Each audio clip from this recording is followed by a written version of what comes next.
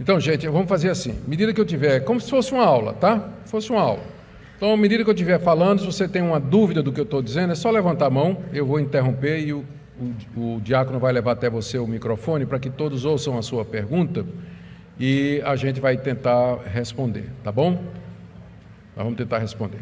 Então, nós já oramos no final do culto, então vamos já dar início para a gente também não se estender demais.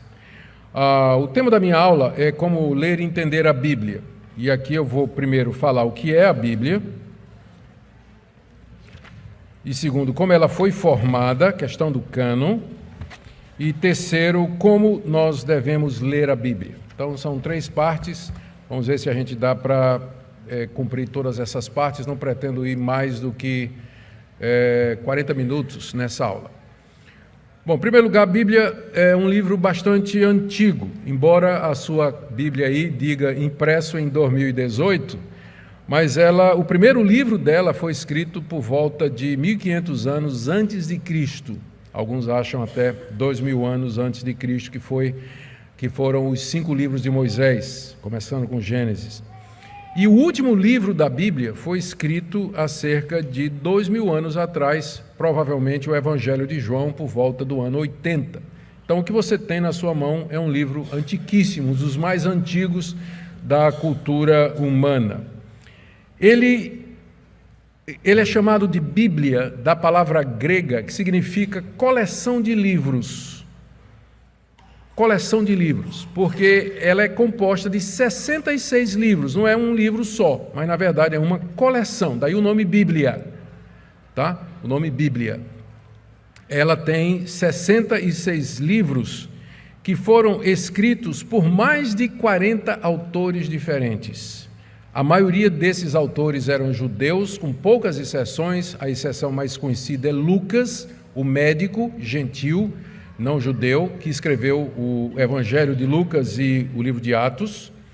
Mas todos eles, esses 40 autores, eles viveram no Antigo Oriente, uma cultura e uma civilização que não existe mais hoje, e que atualmente é a região onde tem o Irã, a Turquia, a Síria, o Líbano, o Egito e Israel. Então, foi nesse lugar, há tanto tempo atrás, que surgiram esses 66 livros que vieram a ser considerados em parte pelos judeus e na totalidade pelos cristãos como sendo a Bíblia, a palavra de Deus, a revelação escrita de Deus. A Bíblia tem 2 partes. A primeira é chamada de Antigo Testamento, composta de 36 livros que foram escritos em hebraico e aramaico, e a segunda parte chamada de Novo Testamento, composta de 27 livros. Os judeus que aceitam o Antigo Testamento, e eles não chamam de Antigo Testamento, porque se o judeu chamar o Antigo Testamento de Antigo Testamento, está admitindo que tem um Novo, que eles não creem. Então, para eles são as Escrituras ou a Torá, a lei de Deus. Então, eles dividem, a Bíblia hebraica é dividida em 3 partes. A lei, que são os livros de Moisés, os profetas e os escritos. E tem só um detalhe interessante, Daniel, que na nossa Bíblia entra como profeta, no cânon hebraico entra como escrito, ele não é visto como profeta no cânon hebraico, porque nunca Daniel disse assim diz o Senhor. Daniel era um vidente que morava lá na Babilônia e que recebeu revelações de Deus. Mas ele não falava como os profetas, por isso os hebreus nunca consideraram Daniel como profeta, e o livro dele está no livro dos escritos. Então, esse cânon, essa relação de 36 livros do Antigo Testamento que os judeus aceitaram como palavra de Deus, é a mesma coleção que nós temos hoje, que nós aceitamos na Bíblia protestante, né, por assim dizer. O Novo Testamento tem as seguintes partes. O Novo Testamento são os livros escritos por cristãos e que foram adicionados ao cânon hebraico. São os evangelhos, 4 evangelhos, um livro histórico chamado Livro de Atos dos Apóstolos, e depois 2 seções de cartas, as cartas do apóstolo Paulo e as chamadas cartas gerais, terminando com o livro de Apocalipse. No total, 66 livros, escritos por mais de 40 autores, em épocas diferentes, países diferentes, na cultura do Antigo Oriente, escrito em grego, o Novo Testamento, hebraico e aramaico, Antigo Testamento. Aramaico apenas Esdras, uma parte de Esdras, uma parte de Daniel e uma parte de Jeremias. Essas 3 línguas são línguas mortas, não se fala mais essas línguas hoje. O hebraico hoje não é o hebraico bíblico. Aramaico talvez tenha alguma tribo lá pelo Kurdistão que ainda guarde resquícios. E o grego moderno é o demotique, enquanto que o grego do Novo Testamento é o grego koiné. Então é bem diferente. Quem lê demotique não consegue ler koiné e vice-versa. Eu consigo ler o koiné, mas eu pego um jornal em grego moderno e não consigo ler o grego moderno. Bom, tanto os judeus como cristãos, eles receberam as escrituras do Antigo Testamento como inspirado por Deus e, portanto, infalíveis e inerrantes. E os cristãos acrescentaram os livros escritos pelos apóstolos e seguidores de Jesus. O tema central da Bíblia, apesar de ter 66 livros, é uma mensagem unificada só. Esses 66 livros tratam da revelação que o Deus triuno, Pai, Filho e Espírito Santo, fez de si mesmo. Revelação essa dividida em 4 fases. Primeiro, a criação. Segundo, a queda do homem. Terceiro, a redenção. E quarto e último, a consumação. São as grandes 4 partes da Bíblia. Criação, Gênesis 1 e 2. Queda, Gênesis 3. Redenção, Gênesis 4 até Apocalipse, e consumação, livro de Apocalipse. A maior parte é a parte número 3, que é a redenção, e a Bíblia então registra os atos salvadores de Deus na história. O que é que Deus fez para redimir o seu povo? Desde a chamada de Abraão, o pacto com Israel, o pacto com Davi, a entrega da lei, a entrega das cerimônias, dos sacrifícios, as promessas dos profetas, até a chegada de Cristo, a sua encarnação, morte e ressurreição, derramamento do Espírito Santo e a obra missionária da igreja em todo o mundo. Então, esse, em linhas gerais, é o conteúdo dos 66 livros. Para nós, o centro da Bíblia é a revelação máxima de Deus na pessoa do seu Filho, Jesus Cristo. É o centro da Bíblia, que Deus veio até nós na pessoa de Jesus de Nazaré, realizando a nossa redenção. Então, para nós, a Bíblia é a palavra de Deus infalível e inerrante. É somente nela que nós encontramos a verdade a respeito de Deus, de nós mesmos, da origem de todas as coisas. É nela que nós aprendemos como nos relacionar com Deus e também qual será o fim de todas as coisas. Muitas religiões têm os seus próprios livros. Os muçulmanos têm o Alcorão, os hindus têm têm os Vedas, e os budistas têm os escritos me foge o nome, de Buda. Você vê como a idade está chegando, né? O budismo só pode ser Buda, né? Augusto, óbvio, né? Tem os escritos de Buda e assim por diante. Mas nós cremos que nenhum desses livros ele contém a revelação verdadeira a respeito de Deus. Nós respeitamos, porque respeitamos as outras religiões, eles são considerados livros religiosos, mas para nós Deus só se revelou exclusivamente nesses 66 livros que compõem a Bíblia, a palavra de Deus. Mas há uma história muito grande e longa para que a Bíblia pudesse chegar até você, que está sentado aí com esses 66 livros confortavelmente descansando no seu joelho ou no seu celular. Há uma longa história e muito complicada. Eu vou tentar aqui resumir então como é que a Bíblia foi formada, por que 66 e por que esses, e por que que a Bíblia católica é diferente da protestante e assim por diante. Então vamos ver a formação da Bíblia. Nós temos, primeiro, que nos conscientizar de que não havia só 66 livros na época em que a Bíblia alcançou essa forma definitiva. Muitos livros sobre a história e personagens do Antigo Testamento e muitos livros sobre Cristo e seus apóstolos foram escritos 250 anos antes de Cristo e até 250 anos depois de Cristo. Então, num período de 500 anos, muita literatura religiosa foi produzida pelos judeus e pelos cristãos. Como é que a gente chegou em 66? A igreja cristã, ela reconheceu no século IV, portanto, 300 e poucos anos depois que Cristo veio ao mundo, somente no século IV é que a igreja reconheceu finalmente como inspirados por Deus esses 66 livros que hoje compõem o que a gente chama de cânon. A palavra cânon é uma palavra grega que significa medida.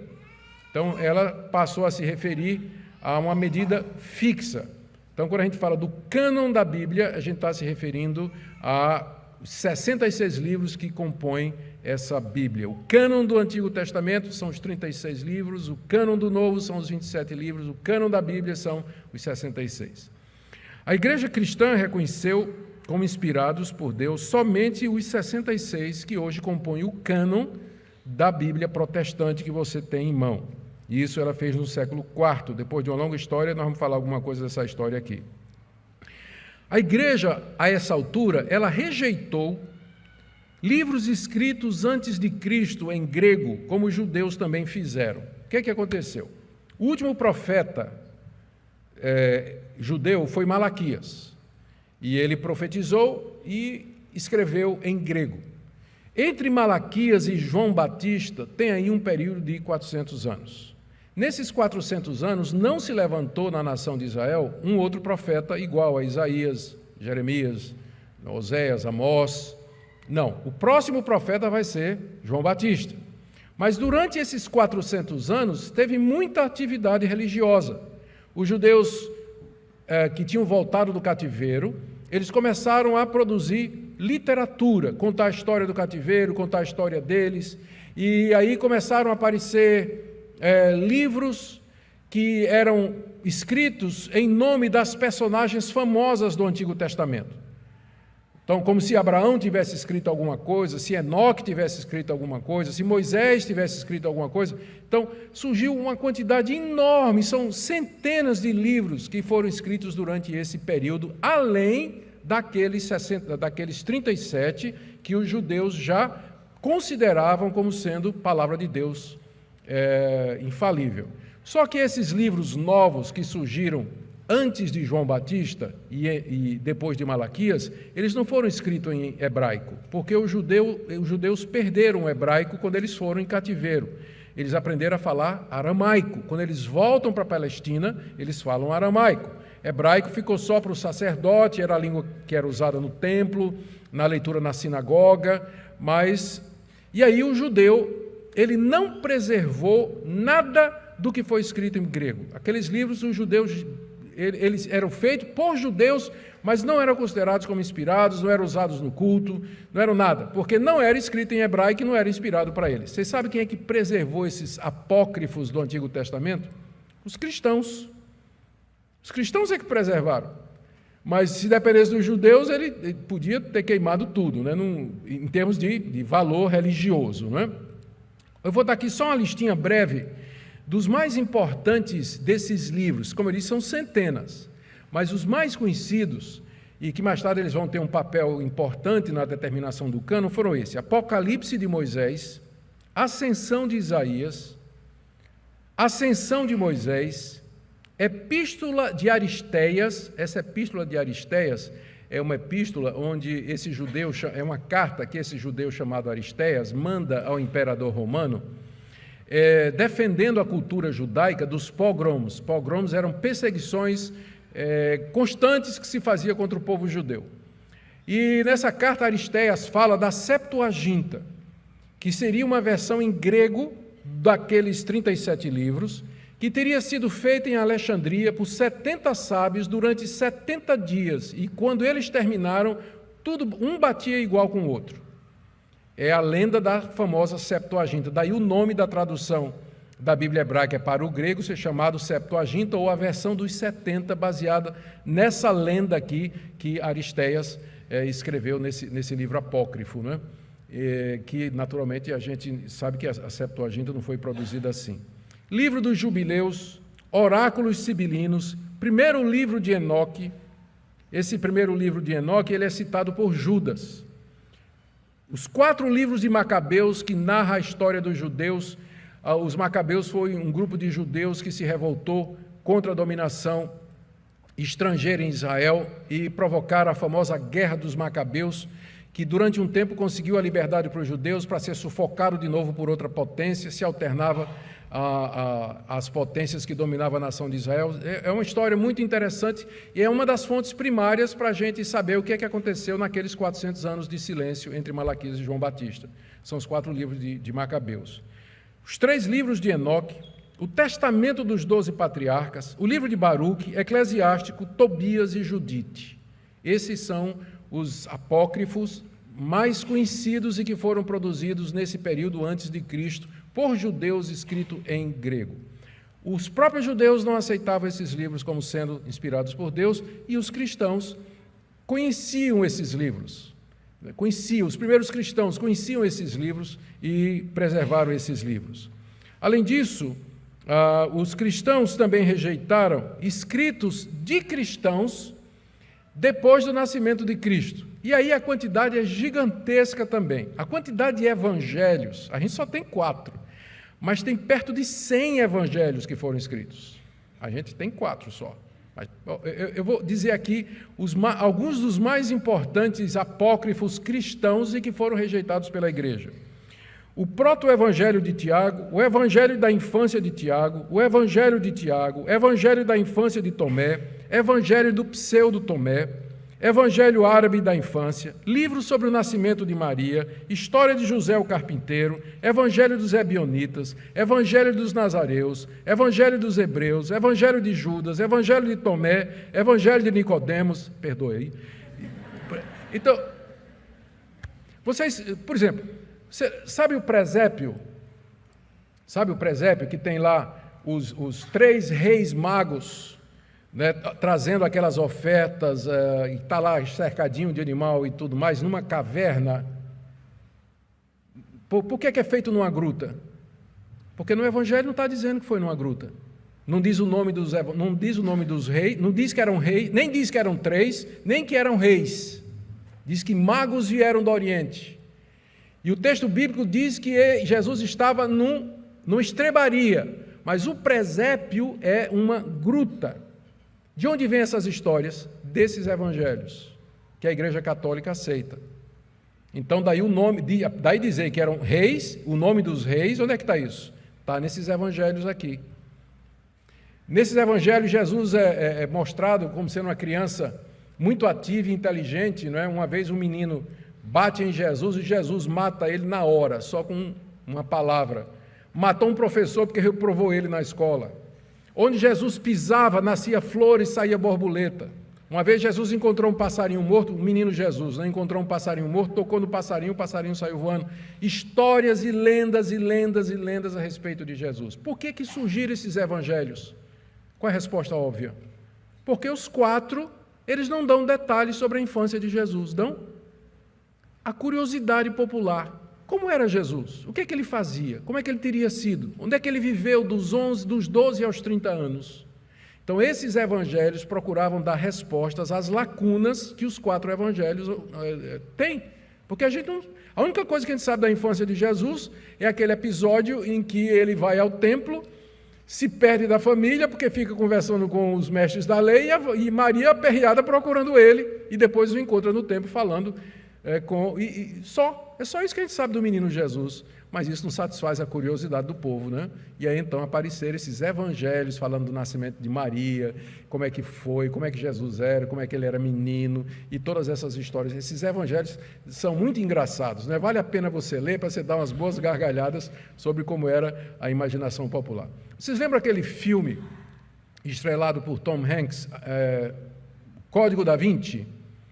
E que é baseado um código que supostamente teria dito que Jesus era namorado de Maria Madalena, e que tal, é tudo baseado, sabe onde é que é baseado? Evangelho de Tomé. É um livro apócrifo, da Bíblia não tem nada, mas é baseado nesses livros aqui. Então, esses livros, eles têm dado origem a esses evangelhos, né, que não são os 4 canônicos, eles são cheios de história fantasiosa, que é usado pela imaginação. Hollywood se aproveita disso. Tem um evangelho que é o evangelho esse próprio evangelho de Tomé, que é um evangelho gnóstico, ele apresenta Tomé como sendo irmão gêmeo de Jesus. Irmão gêmeo de Jesus. E por aí vai. Não é à toa que a igreja disse, isso aqui é lixo, né? Isso aqui não vale, nós não queremos esse tipo de coisa. Isso aí é os evangelhos. Aí tem Atos de Pedro, e aí vem Atos de todos os Atos de Judas, Atos de Mateus, Atos de Bartolomeu. Então, tudo quanto é de apóstolo tem um livro de Atos referente. E é desses livros que às vezes se tira, que se recupera alguma coisa da história dos apóstolos, né? O que é que os apóstolos fizeram? Então, às vezes, vem essas histórias fantásticas a respeito dos apóstolos, por exemplo, que Pedro morreu crucificado de cabeça para baixo. Onde é que está isso na Bíblia? Não está? Que João morreu queimado numa caldeira de azeite fervendo. Onde é que está isso? Está nesses apócrifos, que são coisas, né, que são passados para a igreja, né, que a igreja vem absorvendo. Aí carta de Barnabé, aí tem carta de Clemente, carta de Inácio, pastor de Hermas, Testamento de Jesus, Apocalipse de Pedro, Apocalipse de Estevão. A quantidade de livros é muito grande, é muito grande. Por que então os 27 do Novo Testamento? Primeiro a gente tem que lembrar que a igreja, ela não determinou assim, dizendo, esse livro é inspirado e esse não. Como se a igreja tivesse autoridade para fazer isso. Tinha critérios, a igreja reconheceu no meio de toda aquela literatura quais eram realmente os livros confiáveis e que vieram da parte de Deus. E havia pelo menos 3 critérios que eram usados para isso. Primeiro, apostolicidade. O livro teria que ter sido escrito por um apóstolo de Jesus Cristo ou por alguém chegado a um apóstolo. Apostolicidade. E aí, então, já deixou de fora aí quase tudo. Porque genuinamente escrito pelos apóstolos, a gente tem Mateus, nós temos João, nós temos as cartas de Paulo, nós temos a carta de Tiago, que não era apóstolo, mas era do círculo apostólico, nós temos as cartas de Pedro, o Apocalipse escrito pelo apóstolo João, as 3 cartas de João, Lucas era companheiro de Paulo e Pedro, e Marcos era companheiro de Pedro. Então, e o livro de Hebreus, na época, considerava-se que ele foi escrito pelo apóstolo Paulo. Então, todos esses livros do Novo Testamento, eles estão ligados a um apóstolo de Jesus Cristo ou alguém próximo a um apóstolo. Esses outros a gente chama de pseudepígrafo, ou seja, é um livro que se apresenta como tendo sido escrito por alguém, quando na verdade não foi. Seria mais ou menos do tipo assim, você está escrevendo uma carta que você quer que as pessoas aceitem a verdade e você quer mandar para tal igreja, e se você assinar seu nome, ninguém sabe quem você é. Aí você assina, de Macedo. Opa, uma carta de Macedo, né? Tal, né? Realmente muito, muito importante e tal. Então, é um pseudepígrafo. As pessoas escreviam as suas cartas e assinavam como sendo Paulo, como sendo Pedro, como sendo Mateus, como sendo Barnabé, o companheiro de Paulo, para poder dar autoridade, credibilidade ao que eles estavam escrevendo. São falsas, né? É fake. E é o que a gente chama de pseudepígrafo. Pseudepígrafo. É chamado de apócrifo, a palavra apócrifo é a palavra grega que significa oculto, escondido, porque a gente não sabe nem quem é o autor e o propósito realmente é nefasto, né? É um propósito oculto, não revela exatamente o que é a princípio, mas quer enganar as pessoas. Então, apócrifos e pseudepígrafos, eles foram todos rejeitados pela igreja com base no critério da apostolicidade. O segundo critério é que o escrito ele tinha que concordar com o ensino dos apóstolos. Então, pelo menos até o final do século I, a tradição oral que preservou o que os apóstolos tinham ensinado e o que Jesus tinha ensinado ainda era muito forte. Então, era fácil você pegar um livro que pretendia ser um livro da parte de Deus e comparar com aquilo que Jesus ensinou e com aquilo que os apóstolos ensinaram, boa parte do que já estava escrito também. E o que não batia A gente chama esse critério de a regra de fé. E o que não batia com aquilo que era reconhecidamente apostólico, então também era excluído. Então, muitos desses livros aqui falavam de purgatório, oração pelos santos, e várias outras doutrinas que depois entraram na Idade Média, porque a Igreja Católica abriu para alguns desses livros aqui. Mas, desde cedo, os cristãos disseram, esses livros que ensinam coisas contrárias à palavra de Deus, ao ensino que nós temos dos apóstolos, é o segundo critério. Né? Primeiro, apostolicidade, segundo, a regra de fé. E o terceiro era catolicidade ou universalidade. Aqueles livros que eram reconhecidos e usados pelas igrejas. Lembra que a igreja começou em Jerusalém, mas ela se espalhou pelo Império Romano, alcançou até o Oriente, veio para o norte da África, foi para a Mesopotâmia, ela se espalhou, havia igreja em todo lugar. Então, o livro que era reconhecido em todas essas regiões como sendo, de fato, palavra de Deus, era usado no culto e como base de doutrina, era o terceiro critério para compor a norma pela qual se reconheceria se um livro é inspirado ou não. Então, apostolicidade, concordância com o ensino apostólico e universalidade, o quanto o livro era conhecido e usado pelas igrejas. Se um livro batia nessas três, então a igreja reconhecia aquele livro como sendo, de fato, a palavra de Deus. E usando esse critério, então a igreja chegou até no século IV com a forma definitiva. O que é que precipitou a igreja a fazer uma lista? Porque esses livros, eles já eram lidos, eles eram usados, serviam de base de pregação. Sim, a essa altura vale dizer que os primeiros cristãos, eles adotaram o cânon do Antigo Testamento dos 36 livros. Né? Eles adotaram, exatamente como os judeus adotavam. Então, o cânon hebraico, os primeiros cristãos aceitaram e rejeitaram também todos aqueles escritos, né, do Antigo Testamento, a ascensão de Moisés e tudo mais. Rejeitou tudo aquilo. E aí já havia, no século I, no século II, já começava a circular as listas contendo os livros que eram adotados em todo lugar como sendo a palavra de Deus. Então, o cânon Muratori, que é a lista mais antiga que a gente tem, é um fragmento que data aí do século II, onde tem boa parte dos livros que nós já temos hoje nos 66 livros. Mas o que precipitou uma decisão da igreja foram 3 elementos, pelo menos aqui, que eu queria mencionar para vocês. O primeiro foi, no século II, apareceu um cidadão chamado Marcião.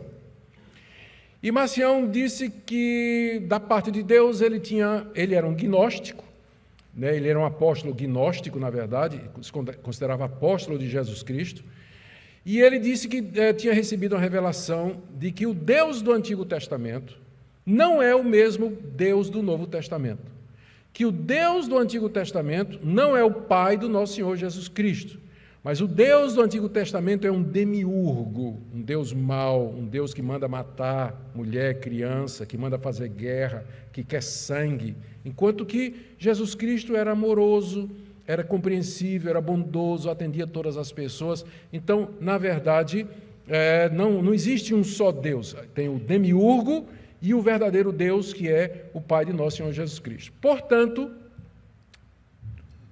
todos os livros que falam de Deus como sendo um Deus que dá uma lei, que condena, um Deus que é mau e vingativo, isso não pode ser de Deus.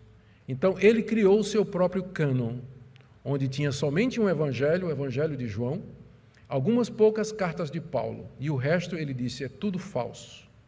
E aí ele começou a ensinar isso na igreja. E aí os cristãos disseram, mas peraí, nós temos então que definir, né? Porque o Marcião foi o primeiro a tentar fazer um cânon, e ele começou a fazer isso de maneira errada, né? A essa altura, mais ou menos, eu não sei precisar a data, mas eu creio que é um pouco depois, aparece um cidadão chamado Montano, dizendo que estava recebendo da parte de Deus dons de revelação. Ele tinha 2 profetisas, Maximila e Priscila, e ele dizia assim, que quando o Espírito Santo vem sobre elas, é como se Deus estivesse dedilhando a harpa e produzindo sons e profecia. E tudo que essas profetisas e o Montano dizia era tão inspirado como os apóstolos. Isso aí, então, forçou a igreja a dizer, então, peraí, o que é inspirado e o que é que não é? Mais um elemento que obrigou a igreja a fazer uma definição. E aí, o terceiro elemento, já falei de Montano, né?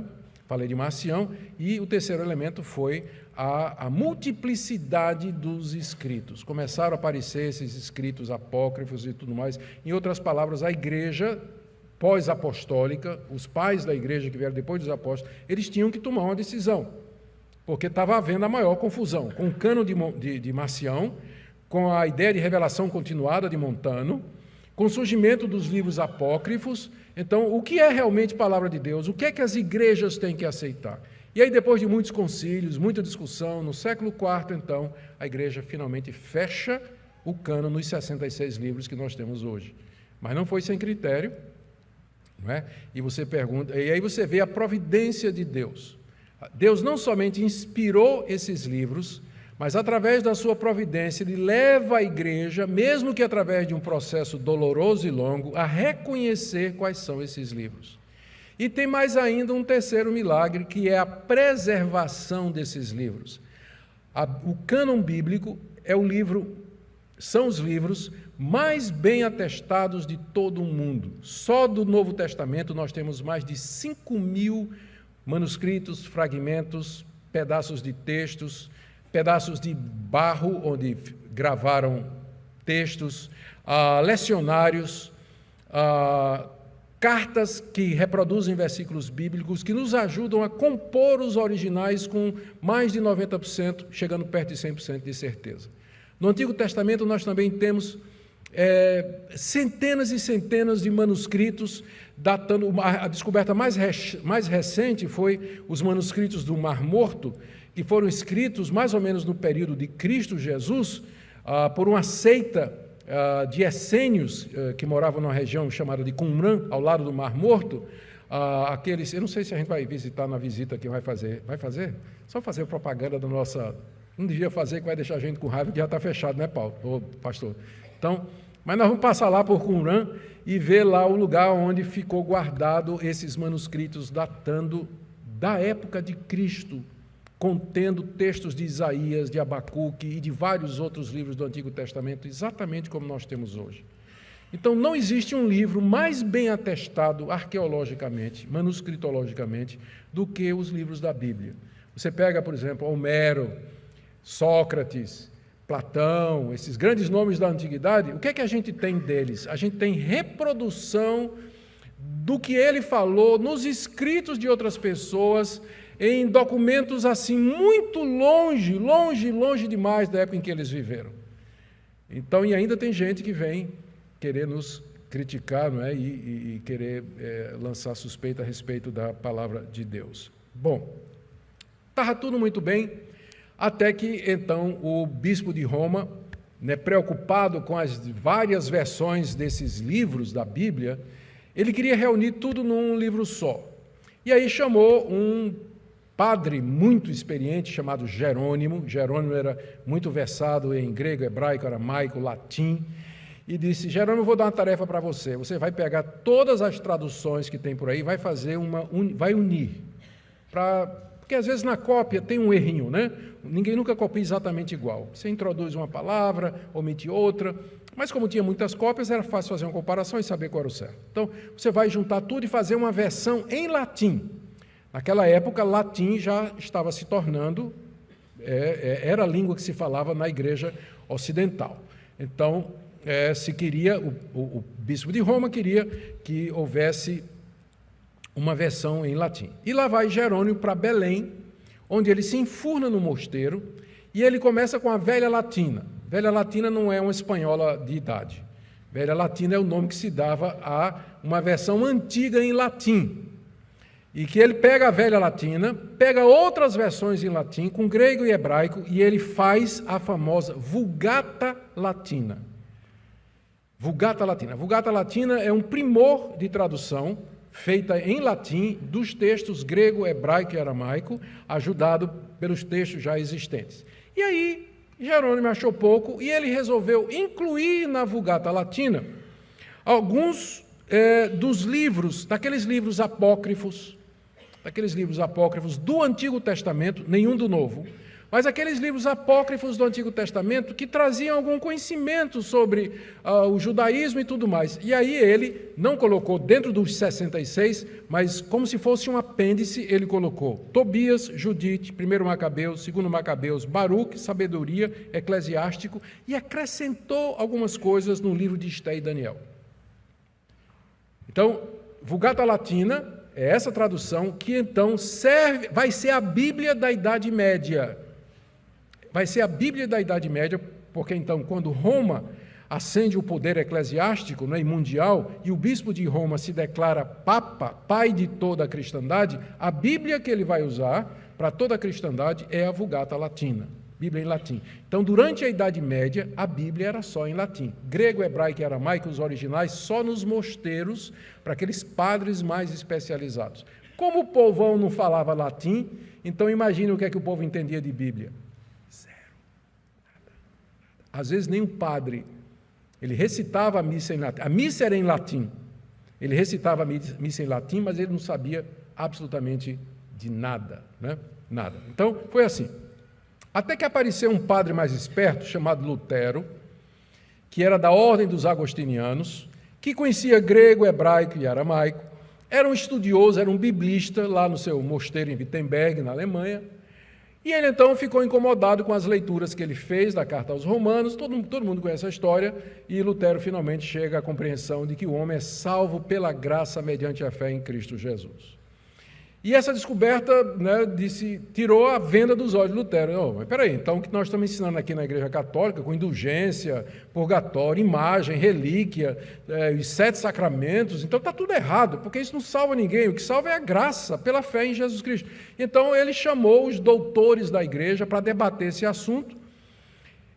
95 pontos que todo mundo conhece, né, são as 95 teses que ele colocou no quadro de avisos da época, que era a porta do castelo, chamando os doutores para discutir essas questões. E aí a coisa foi ganhando, Lutero não tinha a menor ideia que ia dar nisso, né? A coisa foi ganhando vulto, crescendo. Essa época a imprensa tinha acabado de ser descoberta, Lutero panfletou a Europa toda com as suas 95 teses e outros escritos dele, a coisa se espalhou e começou a Reforma Protestante.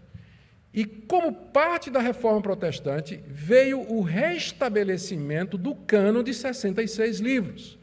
Lutero dizia, e os outros reformados, que era preciso traduzir a Bíblia do latim, tirar a versão latina, que ninguém falava latim, o povo não conhecia latim, e traduzir a Bíblia na língua do povo. No caso de Lutero, alemão. Então Lutero se empenhou nessa luta, se empenhou nisso, em traduzir a Bíblia para o alemão. Esquece a Vulgata Latina e vamos traduzir a Bíblia para o alemão. O próprio Lutero, teve algumas dificuldades com o cânon, mas especialmente com Tiago. Na primeira versão da Bíblia em alemão, Tiago ficou fora. Lutero considerava Tiago como carta de palha. Por quê? Porque Tiago diz que a salvação é por obras. Se você não tiver obras, sua fé não vale nada. E Lutero desconfiava que isso ia contra o que Paulo ensinava. Salvação é pela fé sem as obras. Então, não vendo reconciliação entre Tiago e Paulo, na primeira versão da tradução de Lutero em alemão, Tiago ficou num apêndice. Depois, Lutero pensou melhor, refletiu melhor, e a partir da segunda versão da Bíblia de Lutero, Tiago volta para o seu legítimo lugar. Porque não há contradição, na verdade, não é? Não há contradição. Mas é que Lutero estava tão deslumbrado com a graça que qualquer coisa que parecia obra e lei, ele já ficava ouriçado, né? Não queria saber. E aí ele define em 66 livros.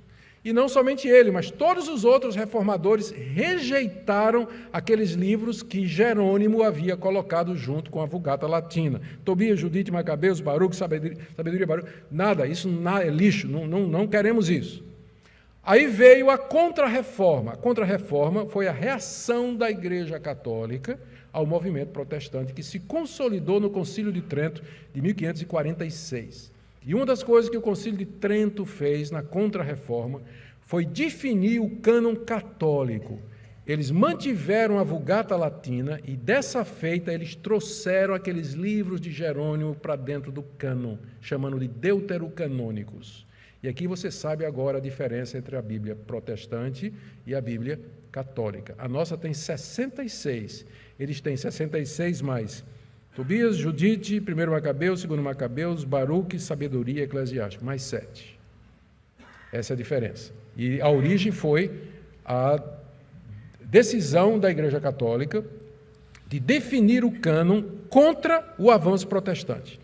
Manteve, até hoje, a Vulgata Latina é a Bíblia oficial da Igreja Católica Apostólica Romana, juntamente com esses 7 livros, né? Os 66 mais esses 7 livros. Nos 66 livros, a Igreja Católica é igual à nossa. Inclusive, eu me lembro, quando evangelizava aqui no interior de Pernambuco, chegava numa casa, entrava para fazer evangelismo de porta em porta, ia tomar um café, ia evangelizar, e a pessoa, e o católico dizendo, mas a sua Bíblia é protestante. Eu digo, não, você tem Bíblia em casa? Católico, tem, me dê, traga aqui.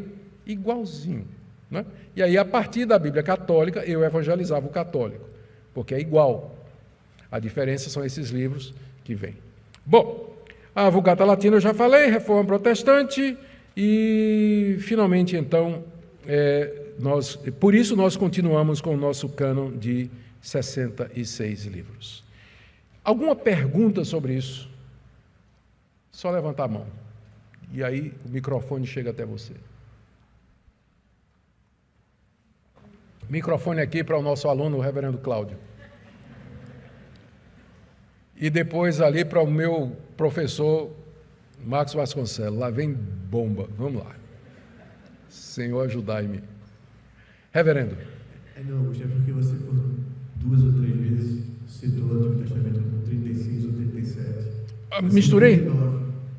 39 e 27, dando 66. Obrigado. É que eu sou muito ruim de número. Obrigado. Uma coisa que eu acho interessante, talvez você explicar mais detalhadamente, é lembrar que os escritos desse período de construção do cânon, ou dos livros que eram aceitos pela igreja no geral, eram manuscritos, né? Cópias que foram se multiplicando e se espalhando pelas igrejas. Fala um pouquinho sobre isso. É importante, isso aqui é importante lembrar. Você hoje abre sua Bíblia e você vê ela dividida em capítulos, que tem versículos, separados por parágrafos, subtítulos em negrito e tudo mais. Eu podia ter trazido aqui para projetar para vocês como era escrita a Bíblia no período mencionado aí, como eram os escritos do Novo Testamento. O grego naquela época era escrito tudo junto, as palavras não eram separadas, não tinha acento, não tinha parágrafo, não tinha ponto e vírgula, não tinha ponto, não tinha capítulo de versículo e não tinha número de versículo também. Tá? Então era tudo junto. Então, esse tipo de escrita era chamado de manuscritos, e é deles que a gente tem a maioria dos 5.000 manuscritos. Tinha uma outra categoria que era chamado de unciais ou maiúsculos, em que o grego era todo escrito em letra maiúscula. Esses era mais complicado ainda de ler e entender. Mas, graças aos peritos, né, estudiosos, que, ao fazerem a tradução, eles imaginavam aonde teria um ponto, aonde teria uma vírgula, um parágrafo e coisas dessa natureza. Aí, veja só, entrar um pouquinho em manuscritologia. A carta que Paulo mandou para Éfeso, chegou em Éfeso, então, naturalmente, alguém fez uma cópia, né? E depois alguém fez uma cópia da cópia. E aí, então, o outro fez uma cópia da cópia da cópia do original. Então, a ponto de que hoje nós não temos os originais. A carta que Paulo escreveu aos Efésios nós não temos. Nós temos uma cópia de cópia de cópia de cópia, datando aí do século III mais ou menos. Do século III mais ou menos. E quando você compara essas cópias que a gente tem da carta aos Efésios, a gente percebe que tem diferenças. Mas as diferenças, elas são mínimas, do tipo assim, em vez de dizer, um manuscrito diz Cristo Jesus, outro diz Jesus Cristo. Omissões do tipo assim, Jesus Cristo, nosso Senhor foi omitido. Então, esses erros de cópia, a gente atribui, primeiro, erro de audição, porque às vezes as cópias eram feitas nos mosteiros da seguinte maneira: um padre lia e 30 padres Copiava. Então, erro de audição. O cara escutou Genésio, mas era Jesus. E aí ele botou Genésio, né? Mas só que era Jesus. Aí a cópia dele vai ser diferente da cópia que foi lida lá. Outros erros são simples, erros de duplicação. A mesma linha escrita 2 vezes. Muitos do copista não falavam grego, então eles iam copiando, e você sabe como é, né? E depois copia a mesma linha de novo. Ou então pula uma linha inteira. Omite uma palavra, troca o significado de uma palavra. Então esses erros, eles são muito comuns. E tem muitos desses erros. Quanto é que eles afetam a nossa compreensão e o conteúdo da Bíblia, do Novo Testamento? Nada. Para chocar um pouquinho, não querendo chocar, tem três dúvidas somente que permanecem até hoje e que teriam algum significado maior. A primeira é o final do Evangelho de Marcos, capítulo 16, aquela parte que diz que Maria Madalena, que Cristo apareceu a Maria Madalena, depois da ressurreição, que foi contar aos outros que não acreditaram, depois apareceu a 2 no caminho de Emaús, finalmente apareceu aos 11, quando eles estavam reunidos, e disse: "Ide por todo mundo pregar o evangelho a toda criatura, vocês vão pegar em cobra, vocês vão falar outras línguas, vocês vão expelir demônios, vocês vão curar doentes, e se beber veneno não vai ter nada de mal", tal. Essa parte aí está faltando nos 5 manuscritos mais antigos que a gente tem do Evangelho de Marcos. Mas ele acontece em todos os outros mais recentes. E aí a pergunta é: qual é o critério para ser o original? O mais antigo, que estaria mais próximo, ou aquele que aparece na maioria dos manuscritos? Não é a resposta fácil, é? Sabe por quê? Se você disser, não, o mais antigo. Mas a pergunta é, mas se ele é antigo, por que ele foi preservado? Porque como era o costume? Um manuscrito que era bom, ele era copiado. E o manuseio daquele pergaminho, em pouco tempo, fazia com que ele acabasse. Então, todo pergaminho bom tinha pouca duração. Por isso, só sobram pergaminhos do século III e IV, porque todos os outros foram copiados até. Então, o mais antigo não significa que é o melhor, significa que alguém leu e disse: "Isso aqui é uma cópia ruim", enrolou e jogou no vaso. Aí ele é o mais antigo, exatamente porque é ruim. Então, essas dúvidas são as dúvidas que ocupam os estudiosos, né? Eles ficam... Então, eu pessoalmente, eu não tenho dificuldade com o final de Marcos 16, e comigo dezenas de biblistas, né? Porque ele é atestado na maioria dos manuscritos, aparece na maioria dos manuscritos, ele não tem nada que contradiga o ensino dos demais evangelhos, e mesmo que você tirasse o fim de Marcos 16, tem o início de Atos, tem o fim de Lucas, que dizem mais ou menos a mesma coisa. A única coisa diferente ali são aqueles sinais, né? Aqueles sinais que só aparecem naquela parte ali. Mas no livro de Atos, Paulo pega numa serpente. No livro de Atos você tem relato de cura de doente, gente falando em língua, então realmente a ausência daquela passagem não vai prejudicar a mensagem do Evangelho. A segunda passagem mais complicada é a história da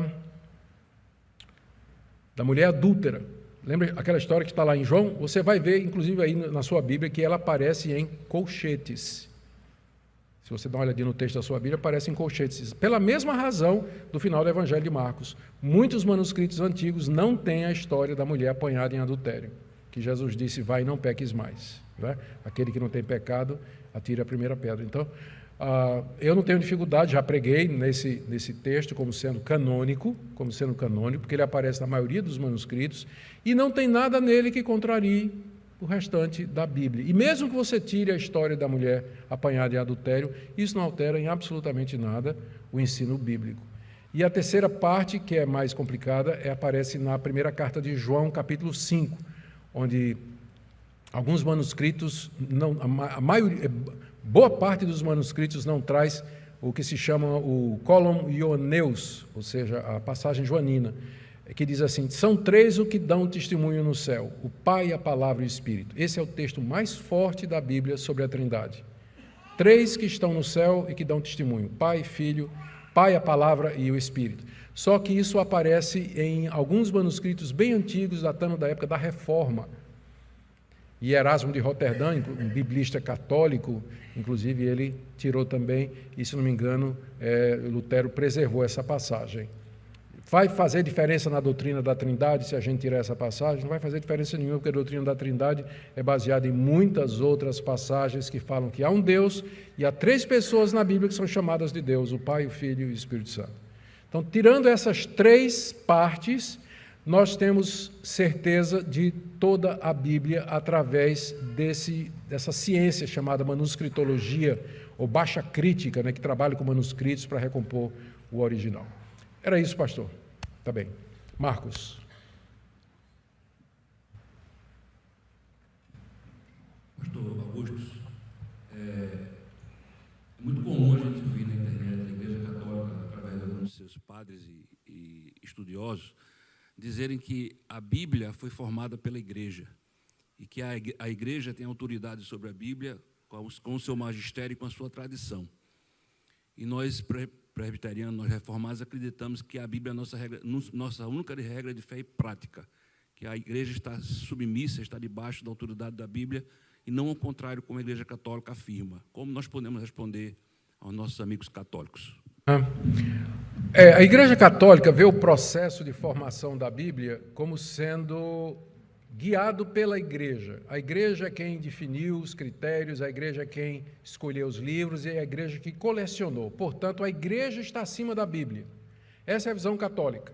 A Igreja está acima da Bíblia. Tanto é que as 2 fontes de autoridade na Igreja Católica são o magistério católico, o Papa falando ex cátedra, infalivelmente, com suas bulas e pronunciamentos, e a Bíblia. Então, essa é a diferença.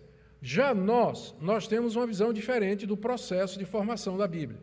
Nós vemos ali que a Igreja, o que ela fez, o que a gente vê é que a Bíblia se impôs. Os livros que foram escritos cedo foram recebidos pelas igrejas como sendo palavra de Deus, e eram lidos, pregados e ensinados como sendo inspirados por Deus. O que a igreja fez foi reconhecer aqueles livros que claramente se destacavam de todo aquele mar de livros, né, que eram feitos. Então, e aí, portanto, nossa visão é o contrário. A Bíblia é que gerou a igreja. A Bíblia está acima da igreja. A igreja simplesmente reconhece a sua autoridade. Tanto é que na nossa confissão de fé, a confissão de fé de Westminster diz que a autoridade da Bíblia não é resultado da determinação da igreja, mas do testemunho que Deus dá de si mesmo, falando pela Bíblia, pelo Espírito Santo. Então a Bíblia dá testemunho de si mesmo. Os livros se impuseram pelo que eles eram. Então essa é a nossa visão. A igreja participou, mas ela não participou assim, dizendo esse livro e não esse, mas reconhecendo aquilo que as igrejas todas já haviam reconhecido, que aqueles livros eram inspirados por Deus e eram autoritativos. Então, e isso faz com que, para nós, a Bíblia seja, de fato, acima da igreja. A igreja vai se guiar pelo que a Bíblia diz e não o inverso, como na Igreja Católica. A igreja é que diz que... Se eu perguntar ao católico, por que a Bíblia é a palavra de Deus? Resposta do católico, porque a igreja diz. Mas se você perguntar ao protestante, né, por que a Bíblia é a palavra de Deus? A resposta é, porque Deus dá testemunho de si mesmo através desse livro. E aí pode contar a história da Bíblia, os milagres que cercam a Bíblia, a diferença dos canônicos para os apócrifos e tudo mais. É dessa maneira que a gente trata dessa questão. Tá bem? Tinha uma pergunta lá atrás também? Por favor. Pastor, sobre Hebreus, qual o critério usado para de fato entender que foi Paulo que escreveu? Porque há essa dúvida, né, em saber quem foi. Porque uma das coisas que a gente analisa é a forma que eles começam e que eles terminam, escrever cada livro, cada carta. E Hebreus, ele começa, se foi Paulo de fato, ele começa de uma forma diferente. Há até quem acredita que pode ter sido Apolo, ou um casal próximo também a Paulo, né? Uma candidata é Priscila, uma mulher. Porque a maior carta do do Novo Testamento termina dizendo, eu vos escrevi abreviadamente. Piada feminista não pode, né? Mas alguns acham que não é identificado exatamente porque foi uma pessoa que não queria ser identificado. A igreja, na época, considerou que a carta era de Paulo. Não tinha ninguém no horizonte da época que tivesse o calibre espiritual, escriturístico, para produzir uma obra como é Hebreus. Hebreus é provavelmente a carta, depois de Romanos, a carta mais teológica e profunda do Novo Testamento, que envolve um conhecimento detalhado do Antigo Testamento, do significado das figuras, dos símbolos, do templo, das personagens e tudo. E o raciocínio é muito similar ao raciocínio do apóstolo Paulo. O pessoal acha que não é Paulo, porque os temas tratados na carta aos Hebreus, alguns temas não aparecem nas cartas de Paulo, como, por exemplo, a Cristo como nosso sumo sacerdote, que gasta considerável parte da carta aos Hebreus. Então, esse tema de Cristo como nosso sumo sacerdote, que substitui o sacerdócio levítico e tudo mais, isso não é um tema que você vê. Paulo fala de Cristo como mediador, né? Mas Paulo não explora em nenhuma das cartas que ele escreve essa relação de Cristo com o sacerdócio levítico, como é feito na carta aos Hebreus, por exemplo. Isso aí pode ter diferentes explicações, né? As cartas que a gente tem de Paulo, elas eram epístolas. Epístolas era uma forma de comunicação muito usada naquela época, e o padrão delas era esse. Mas as três cartas a primeira carta de João, ela começa também, né, começa sem saudação, começa sem dizer quem são os destinatários e tudo mais. Então não havia só o gênero literário epístola. Havia homilia, que seria um discurso para ser lido nas igrejas, como se a pessoa que tivesse escrito estivesse falando. Então, não começava como uma carta começa. Então, Hebreus é uma homilia. Tanto é que lá no meio ele diz assim: recebam essa palavra de exortação que eu estou trazendo, bem no meio da carta. Então, era alguma coisa para ser lida na igreja à guisa de exortação, uma homilia de instrução aos cristãos hebreus que estavam sendo ameaçados e tentados a voltar atrás. Então, isso explicaria por que é que não havia necessidade de Paulo se identificar. O final da carta é muito parecido com o final das cartas de Paulo. Faz menção a Timóteo, faz menção à prisão, faz menção a amigos e tudo. Então, até hoje, esse assunto continua sendo um assunto que a gente fica como Orígenes no século II, que, referindo-se à autoria de Hebreus, diz: só Deus sabe. Eu, pessoalmente, me inclino a pensar que é o apóstolo Paulo, mas eu não posso afirmar. Tá? Mas ela entrou no cânon pelo cristão. Se não foi Paulo, foi alguém próximo a ele ou próximo dos apóstolos. E por isso, e o conteúdo, né? Então, por isso, então, a carta foi recebida. Tá bom? Pastor. Pois não. Pastor. Neto. Nas segundas-feiras, na discussão sobre Coríntios, no estudo sobre Coríntios, ficou evidente de que a primeira carta ela está extraviada, certo? Então, foi aquela pergunta que fiz a respeito, caso seja encontrada, qual o destino que ela tomaria? Eu acho que interessa também. Ele está se referindo ao fato de que nós temos indícios na literatura paulina de que Paulo não escreveu somente 2 cartas aos Coríntios, Paulo escreveu 4 cartas aos Coríntios, das quais nós preservamos 2, que na verdade são a 2ª e a 4ª. A 2ª e a 4ª. A primeira carta que Paulo escreveu e a 3ª, a primeira carta nós temos menção dela, lá em 1 Coríntios capítulo 5, e a 3ª carta, na 2ª carta aos Coríntios, que é chamada de carta severa. A primeira e a 3ª não foi preservada. Então a pergunta dele é se um dia aparecer essa carta, não é? Então eu espero que não apareça, que vai dar uma confusão medonha. Eu acho que a providência de Deus na formação dos 66 livros inclui não somente a delimitação do número deles, mas também na preservação desses livros. Paulo escreveu outras coisas. Provavelmente Pedro escreveu outras coisas, João escreveu outras coisas, mas a providência de Deus trouxe apenas aquelas cartas, aqueles escritos para dentro do cânon, tendo status de escritura. Então, minha opinião, mesmo que a gente ache a primeira carta de Paulo aos Coríntios, ainda assim ela não deveria ser adicionada ao cânon. Ela pode vir, eu tenho medo de apêndice, né? A história mostrou que apêndices da Bíblia é perigoso, mas talvez um apêndice com a primeira carta de Paulo aos Coríntios, ou a terceira carta aos Coríntios, a carta a Laodiceia, que ele menciona na carta aos Colossenses, né? A carta de Laodiceia, leia também, a gente não tem a carta de Laodiceia. Então, se aparecer, eu não acho que deveria entrar nos 66, já está fechado, a providência de Deus fechou nesse número, 39 e 27, certinho, pastor? 39 e 27, 66. Pastor, diga lá, quem está, levanta a mão, aonde? Aqui, a igreja é enorme, aqui. Aí, só pegando a sua última palavra, o apêndice só presta para dar apendicite, confusão, né? Problema, né?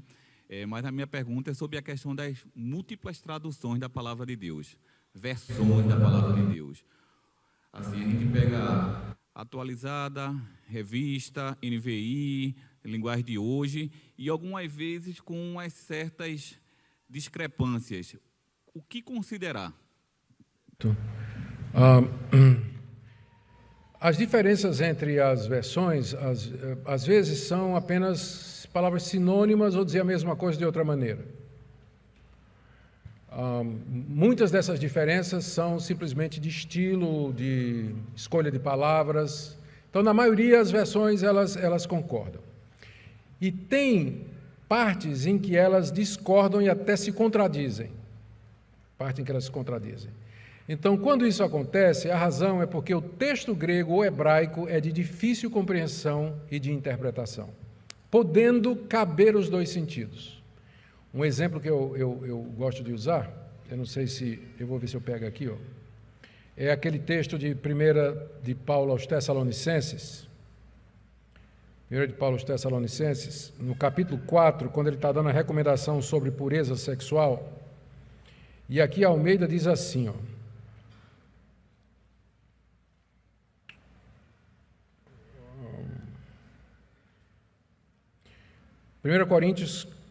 Primeiro aos Tessalonicenses, capítulo 4, verso 4. Que cada um de vós saiba possuir o próprio corpo em santificação e honra. Aí eu vou pegar aqui a nova tradução na linguagem de hoje. Que cada um de vós saiba viver com a sua esposa de um modo que agrade a Deus. Um diz possuir o corpo em honra e outro diz saiba viver com a sua esposa. E agora?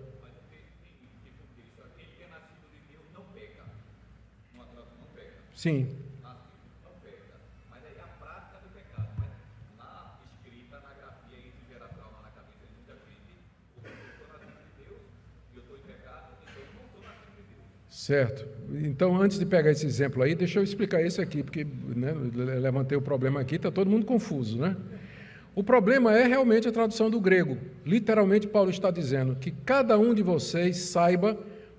Aí ele usa um verbo que pode ser possuir, adquirir, ter, que é o verbo erro, ter. Então, cada um de vós saiba possuir, ter, conquistar o próprio vaso, skelos no grego, que aí pode significar o corpo ou a pessoa, ou a esposa, de maneira digna e tal. Aí, possibilidades de tradução, pelo menos 3 possibilidades de tradução, que cada um de vós saiba manter o seu corpo de maneira pura, que cada um de vós saiba adquirir uma esposa, que é outra tradução, ou cada um de vós saiba viver com a sua esposa. Todas essas traduções são possíveis.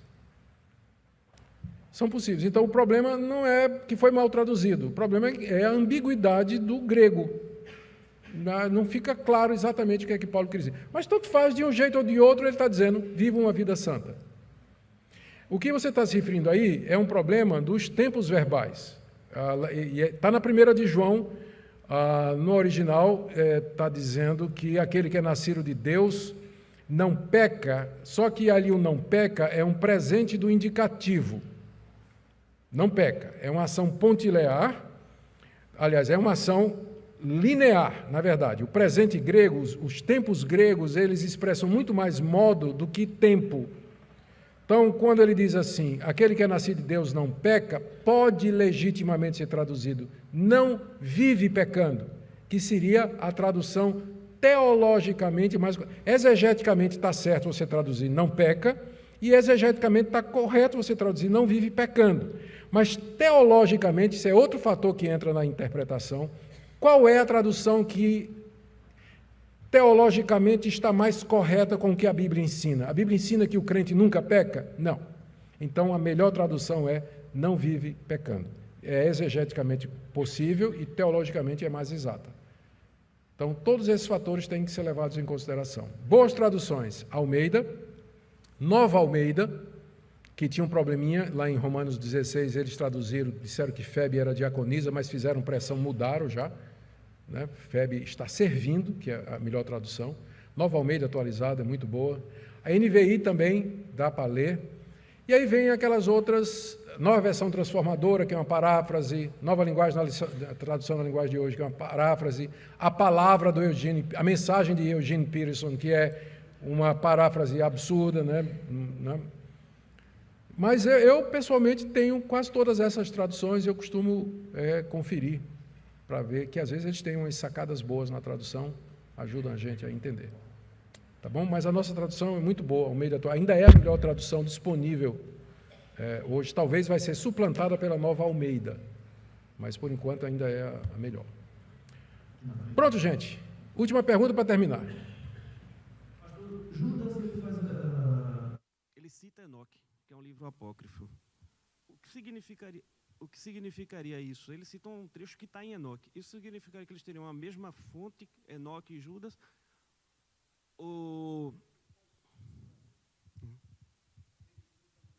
Judas 9. O arcanjo Miguel, quando contendia com o diabo, disputava o corpo de Moisés. Onde é que está isso no Antigo Testamento? Não está. Isso aparece num livro chamado Testamento de Moisés. É um apócrifo. E Judas está citando. Aí, mais adiante, ele diz, Enoque, o sétimo depois de Adão, profetizou dizendo, eis que veio o Senhor com miríades, tal, está no verso 14. Onde é que está isso no Antigo Testamento? Não está. Está no livro chamado Apocalipse de Enoque, ou primeiro Enoque. O que a gente diz é o seguinte, Deus, toda a verdade é de Deus, não importa na boca de quem esteja. Deus preservou a verdade, não somente através de fontes escritas, mas através de tradição oral. Então, muita coisa corria oralmente na nação de Israel. Na hora que Judas cita esses dois episódios que não estão no cânon hebraico, mas nos livros apócrifos, ele não está sancionando esses livros como canônicos. Está tirando deles a verdade que Deus preservou ali. E na hora que ele coloca no seu livro, se torna canônico. Paulo cita vários autores pagãos, pelo menos 3, ele cita nas suas cartas. Autores, dramaturgos, poetas, ele era conhecedor da literatura da sua época. Isso não significa que Paulo estava sancionando os escritos daqueles homens, mas apenas dizendo que Deus tem várias maneiras de preservar verdade. E uma delas foi que alguns desses livros apócrifos, eles continham verdades e que depois foram resgatadas através da inspiração. Tá bom, gente? A última parte seria algumas regrinhas para ler a Bíblia, mas aí vai ficar para outra escola dominical. Nós vamos orar para terminar, vamos ficar em pé.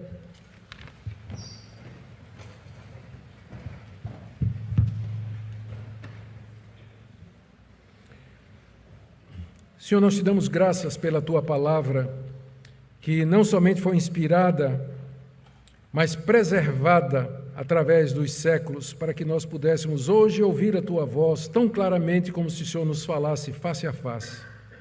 Te damos graças pelos homens que o Senhor levantou através da história, nesse processo de escrituração, preservação, reconhecimento do cânon das Escrituras. Nós pedimos que o Senhor nos ajude a valorizar a tua palavra, amá-la, estudá-la com carinho, com apego, com desejo de aprender e sermos instruídos nela. Obrigado por essa igreja que dá a tua palavra o primeiro lugar. Em nome de Jesus. Amém.